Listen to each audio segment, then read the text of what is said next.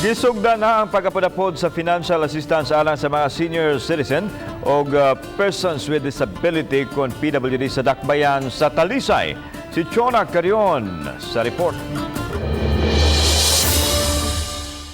Usa ang barangay Puok nga nag-una og paghatag sa financial assistance sa senior citizens o PWDs. Ang mga barangay opisyal na ang nangunay paghatod sa tagsa-tagsa ka mga panimay sa mga beneficiaries. Kini aron kalikayan ang pagtapok sa usa ka lugar ug kalikayan usab ang pagkatap sa COVID-19. Ang senior citizens usa sa gitumbok nga daling takbuyan sa COVID-19, busa gidid-an sila nga makagawas sa ilang mga panimay. Tag usa ka libo ka pesos ang madawat sa mga senior citizens samtang 1,500 pesos alang sa PWDs. Samtang ang ubang mga barangay gikatakda nga magsugod pag-apod-apod sa hinabang pinansyal ug mga adlaw.